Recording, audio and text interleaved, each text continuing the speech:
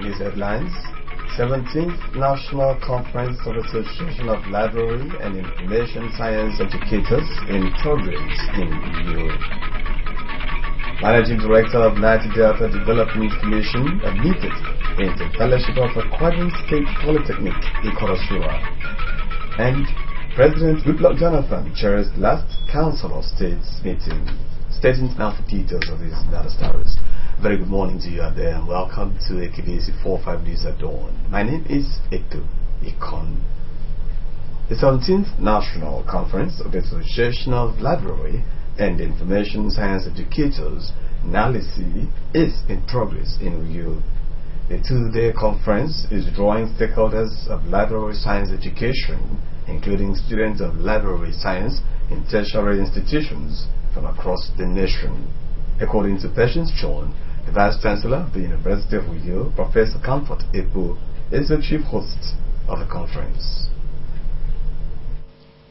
The theme of the conference, Training the Library and Information Science Students for Entrepreneurship in the 21st Century, was to prepare the minds of participants on ways to achieve and develop professionals in the library and information science, as well as equip them with skills and competencies.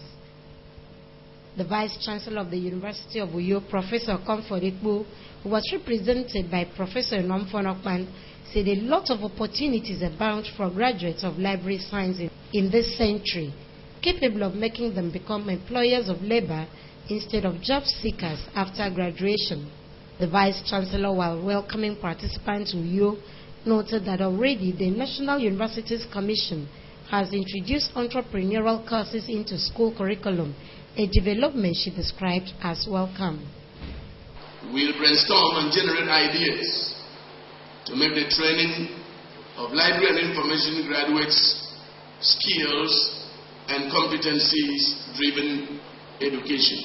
The chairman on the occasion, Professor Michael Afolabi, described the conference as unique as it beams its searchlight on entrepreneurship. He expressed the hope that during the conference, new ideas to broaden the study of library and information science will be developed for the overall good of the society.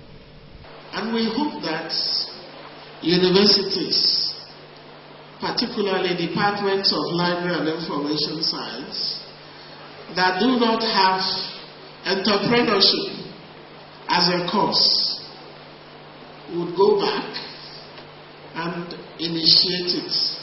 An address by the National President of the National Association of Library and Information Science Educators, NALISE, Professor Michael Okochu, who is also the head of Department of Library and Information Science, Benue State University, said the conference reviewed curriculum to aid students in web and portal design, custom programming, as well as sponsorship of lecturers for further training will be discussed.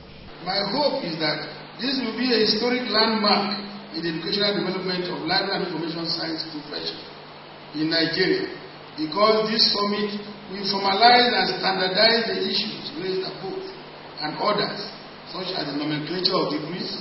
A keynote address by the librarian, University of Uyo, Professor Felicia Etam, said there is need to engage undergraduates in entrepreneurial skills to help them stem the percentage of unemployment. She mentioned the challenges facing the study of library science to include limited time for learning, inadequate learning facilities, and shortage of competent resource persons, as well as lack of seriousness on the part of students. According to her, there is need to develop upcoming professionals with skills that will aid in wealth creation. All of the industries to position librarians as the primary conduit for the transmission of information from wherever it exists to wherever it is needed. Goodwill messages were also received from the head of Department, Educational Technology and Library Science, State Chapter of the Nigerian Library Association, and the librarian of the Federal Polytechnic, Okana, in the Senudom local government area. Patience John, reporting. The Managing Director of the Niger Delta Development Commission Barrister Basidan Abia has been admitted into the fellowship of the Akwa Ibom State Polytechnic in recognition of his meritorious service to the institution and humanity. The conferment of the award took place at the 5th convocation ceremony at the Polytechnic. Olubayo Akindele filed a report read in our studios. A city set on the hill, they say, it cannot be hidden. Such is the case of the Managing Director of the Niger Delta Development Commission, Barrister Basidan Abia, when he was called to the podium to receive the award. The former Attorney General and Commissioner for Justice of Akwa Ibom State was admitted into the institution's fellowship alongside the former military governor of the state, retired Air Commodore Idonsi Nkanga, and the wife of the governor, Mrs. Ekaitu Norma Akpabio. Managing Director of the Niger Delta Development Commission, herein a fellow of the Akwa Ibom State Polytechnic. He's been robed, the academic hood has been made, and the mitre adorns his wonderful head, and that is left with just a round of applause for him, please. But you know, speaking on behalf of the awardees, Barrister Dan Abia appreciated the institution for honoring them, assuring the Polytechnic of their continual support. He pledged to provide a new power generating set for the school and reassured of the assistance of the Niger Delta Development Commission. I'm indeed very honored to be specially identified along with this very distinguished Akwa Ibomite. The governor of Akwa Ibom State, without any pretension, has lifted the intellectual spirit of every Akwa Ibomite. Governor Chief Godswill Akpabio, who was accompanied to the convocation ceremony by the governor-elect, Mr. Dom Gabriel Emmanuel, said Akwa Ibom State is ripe for employment opportunities by virtue of the various industries springing up in the state. He advised the graduates to brace up and equip themselves to be able to fit into the various vacant positions in the state. My assurance to all of you is that you are going out now to a better society. The Akwa Ibom of today is not the Akwa Ibom of 2007. Things have changed. Guests and well-wishers of Barrister Abia were later treated to sumptuous delicacies.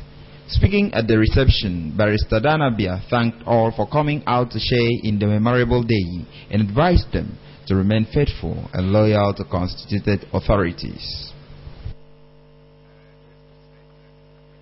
Diligence, commitment, and the fear of God, according to the Permanent Secretary, Ministry of Culture and Tourism, Mr. D. Yibo, are key to achieving successful careers in civil service. Workers in government employ who keep to the rules of the service, he also said, are always rewarded, while recalcitrant ones are made to face due disciplinary action. The Permanent Secretary was speaking at an orientation workshop for the newly recruited staff, urged them to adhere to their work schedules, take their jobs seriously while keeping to the ethics of the service. He advised that they acquaint themselves with the provisions of the civil service rules and properly understood them.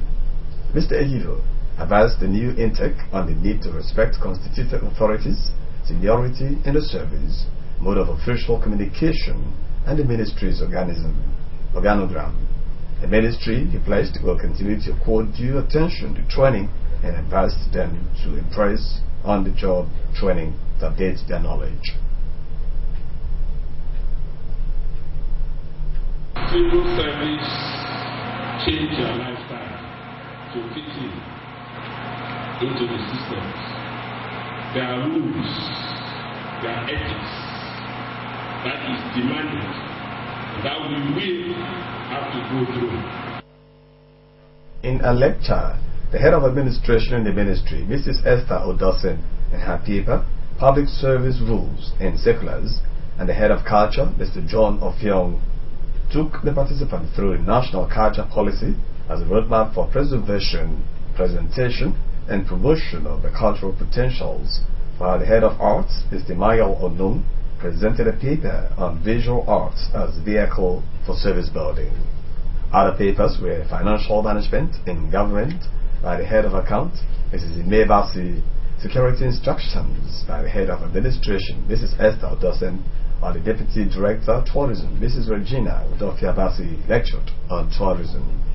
Speaking on behalf of the new intake, Mr. Udo Etuafia thanked the ministry for organizing the program and promised to justify their employment. A one-day state congress organized by the Deeper Life Gospel Fellowship for students, corps members, and undergraduates in the tertiary institutions in the state have been rounded off.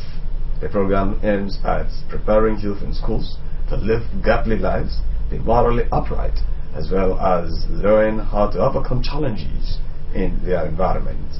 Patience John completes the story. The 4-day program featured teachings on victory over sin, triumph over academic mediocrity, deliverance from spiritual bondages, as well as preparing the students into responsible and mature members of the society.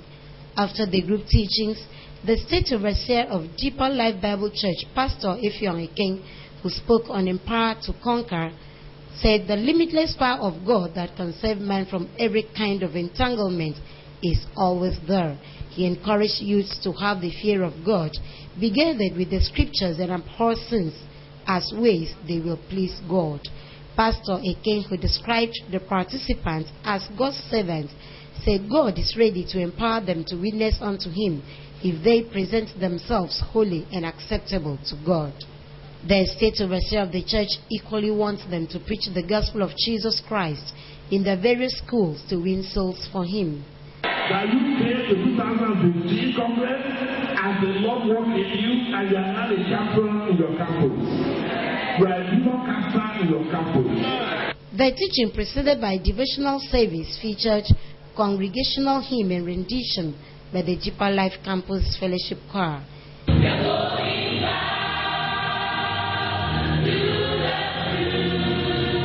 Equipping the youths with the Word of God and sending them out as soldiers of the gospel to others, especially in schools, was one of the reasons the Deeper Life Campus Fellowship was established as an arm of the church.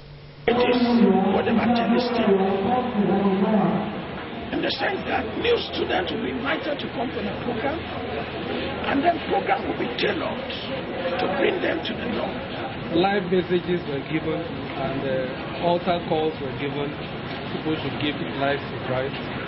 We saw so many youths responding to that altar call, showing that the word that was preached had great impact in their lives. Some participants said they have learned how to cope with challenges of school environment, especially by not compromising their Christian morals. It normally helps us, revive us, strengthen us after all the challenges and experiences we're going through. You will need to seek God first. And I also want to thank God for the prayers, the push that they gave us. Relating his experience as the camp commandant, Mr. Kingsley Harold said the Congress afforded him the opportunity to relate with people from other parts of the state, describing it as rewarding. From the trade units, they are very, very cooperative. The annual event also offered the youths opportunity to be empowered with skills including soap making, art, and bead making to enhance their economic status. Patience John reporting. If you're just joining us, this is the KBC 45 News at Dawn. We'll now take a break. We'll be back shortly. Stay with us.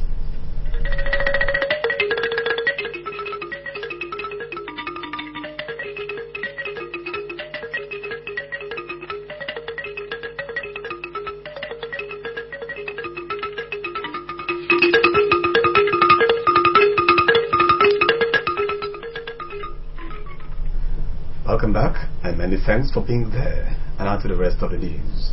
Local government information officers employed by the State Local Government Service Commission who hold qualifications in journalism, mass communication, or communication arts have been requested to pick up membership verification forms from the verification committee set up for that purpose by the State Council of the Nigeria Union of Journalists. A statement by the chairman of the committee, Mr. Indi Kantin, said the verification forms are to be completed and returned with copies of letters of first appointment, confirmation of appointment, as well as professional qualifications not later than midday of Friday, 15th May 2015. People living with disabilities in the state Monday smiled home after interacting with the Commissioner for Women Affairs and Social Welfare, Dr. Glory Edith. The physically challenged, who were females, were presented with wrappers and cash. Patience John again has details.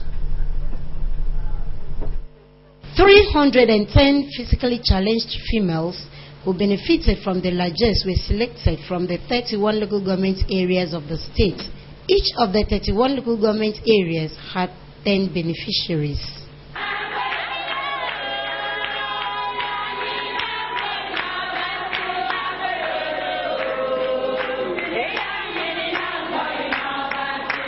Presenting the gifts to the beneficiaries, the Commissioner for Women Affairs and Social Welfare, Dr. Glory Edith, said the gesture is in fulfillment of a promise she made to them. The Commissioner described Governor Godswill Akpabio and wife Ekaite as loving parents who have extended love and care to people living with disabilities in the state. Dr. Glory Edith advised them to be grateful to God despite their condition and be focused in their life's endeavors. So whenever one sees the breaking of a new day, to have a reason to thank God. I want to also use this opportunity to thank the governor of this state for all his love. Because if he did not love us as leaders, we won't extend that love to you people. The Director of Rehabilitation in the Ministry of Women Affairs and Social Welfare, Mrs. Taiwo Atta, observed that the Commissioner has taken after her boss, Governor Akpabio, and wife by having the welfare of the disabled in mind. She thanked her for giving out the 310 wrappers on a private capacity and prayed God to bless her. Goodwill messages were received from other women leaders, including Obonwan Roslyn Dofia. They scored the Commissioner high in the discharge of her responsibilities, noting that she has given hope and succor to the physically challenged since her assumption of office.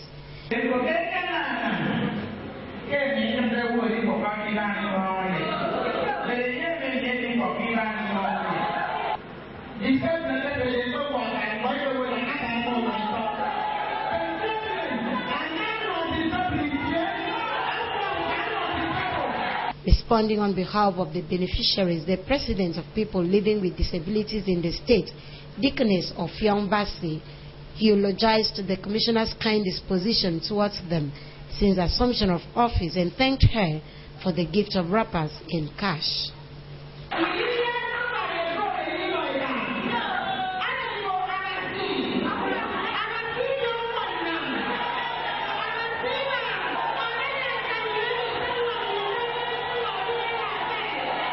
Patience John reporting.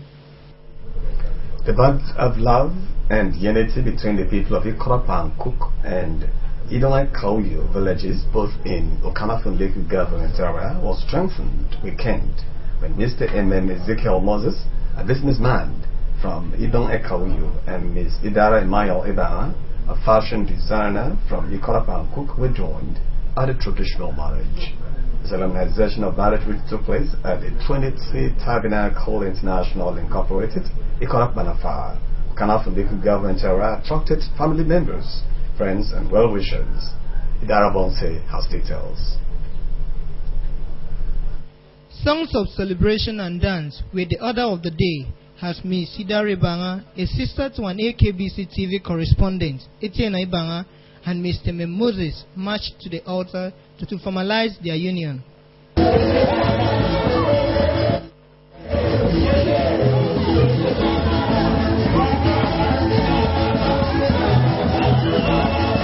Renditions from the Trinity Choir, Children Choir, Kwebo Church Youth Choir, Ikorok Bangkok, Holy Voices, as well as the bride's brother, a student of music, University of Uyo, Ubong Ibanga, set the tone for the event.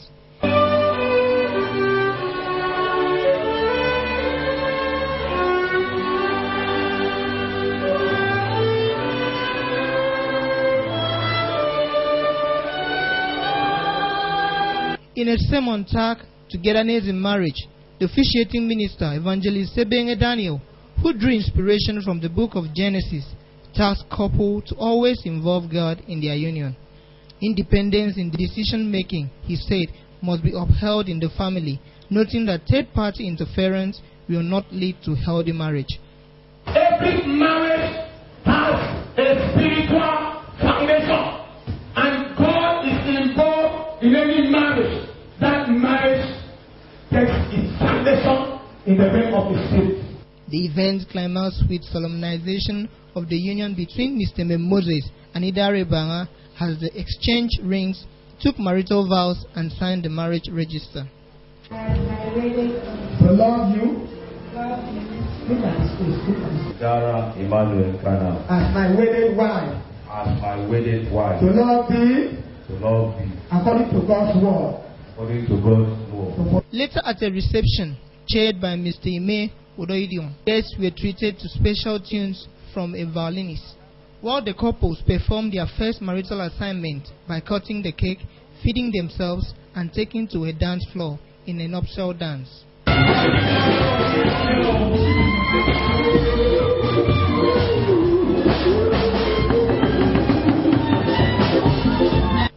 Earlier, a traditional marriage had held at the bride's father's compound, Ikorokwa Nkok.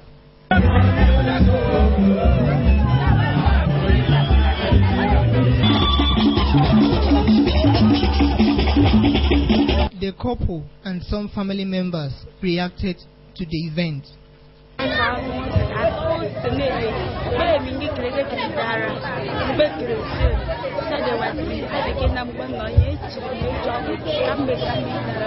Without God, it cannot be good for me. I cannot be like this. So I'm very grateful.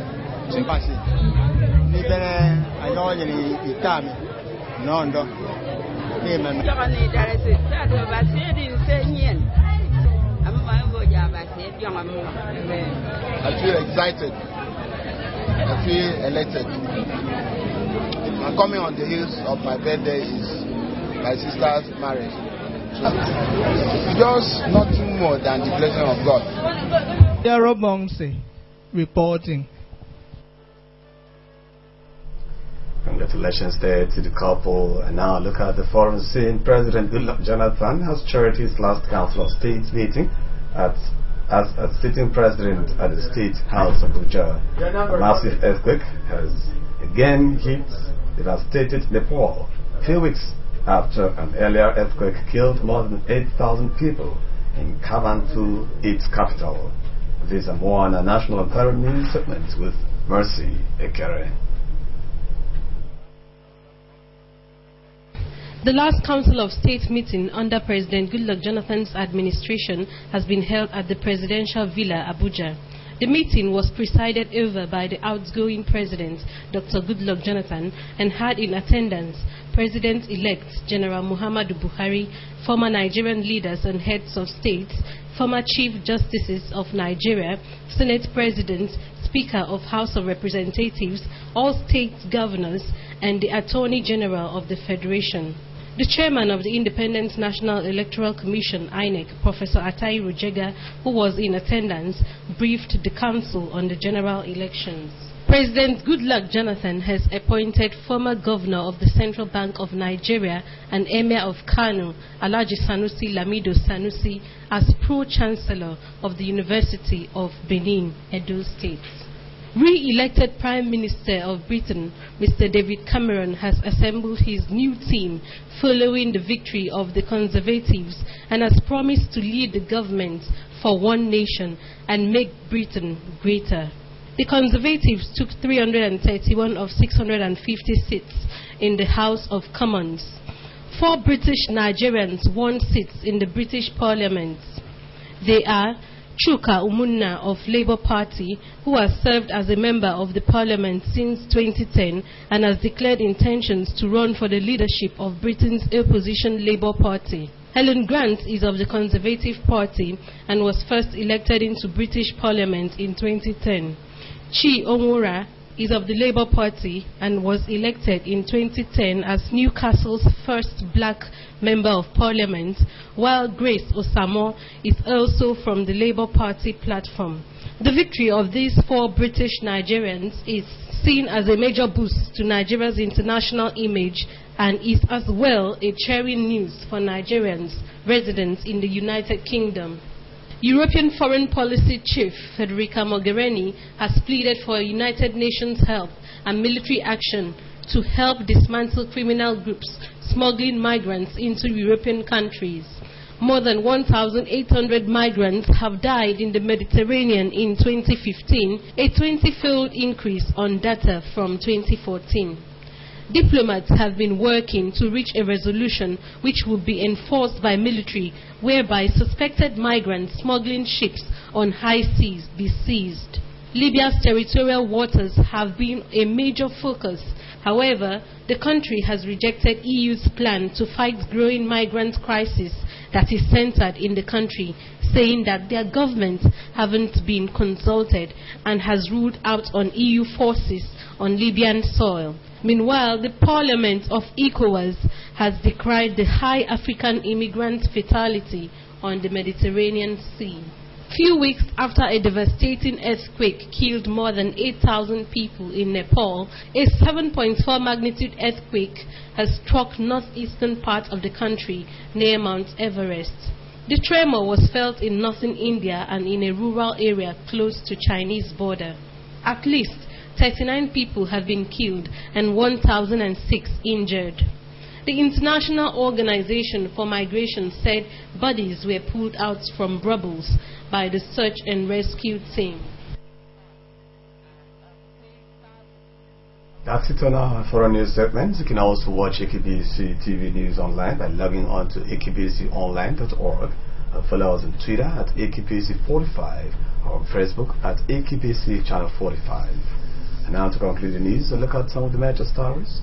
The 7th National Conference of the Library and Information Science Educators is in progress in Uyo. The 2-day conference is drawing stakeholders from across the nation. Also brought to report that President Goodluck Jonathan has chaired the last meeting of the National Council of States meeting in Abuja. And that's the news for me. Thanks for watching. You have a splendid day ahead.